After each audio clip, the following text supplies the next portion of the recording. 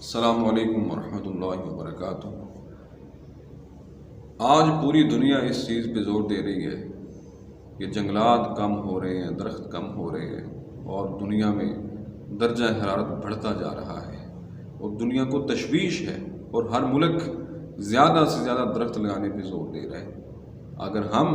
نبی علیہ السلام کی تعلیمات پہ ذرا نگاہ دوڑائیں اور دیکھیں کہ اسلام اس بارے میں کیا اہمیت دیتا ہے شجر کاری کے حوالے سے، درخت اگانے کے حوالے سے۔ حضرت عبداللہ ابن عمر کہتے ہیں کہ میرے ہاتھ میں قلم ہو کسی پودے کی اور میں اس کو اگا رہا ہوں اور ادھر سے قیامت برپا ہو جائے، مجھے پتہ چل جائے کہ قیامت برپا ہونے والی ہے یا ہو رہی ہے، تو میں پھر بھی اس قلم کو اگاؤں گا، اگرچہ مجھے پتہ ہے کہ یہ نہیں اگنا، لیکن اس کی اہمیت کے پیش نظر، اس کے صدقے کے پیش نظر، کیونکہ جس نے کوئی عمل کر دیا ہے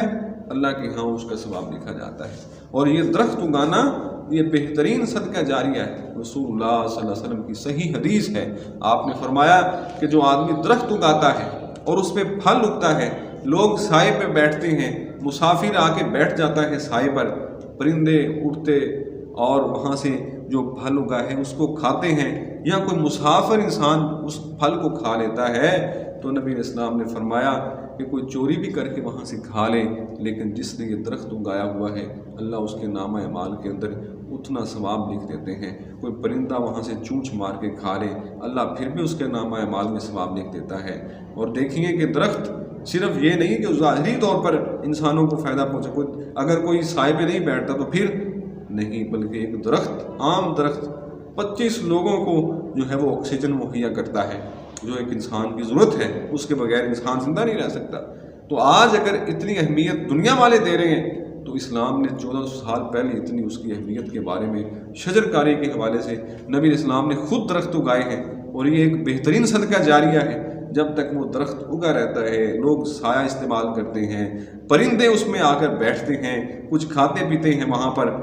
تو انسان کے لیے وہ صدقہ جاریہ وہ بہترین صدقہ جاریہ ہے، کیونکہ درخت لمبے عرصے تک زمین پہ قائم و دائم رہتا ہے، اور انسان مر بھی جائے تو نامہ اعمال کے اندر اس کا ثواب جو ہے وہ جاری و ساری رہتا ہے۔ اسی لیے یہ ایک دنیا کی ضرورت ہے، اور ہمیں اپنے ملک کو، اپنے علاقے کو، اپنے وطن کو اور دنیا کو بہت زیادہ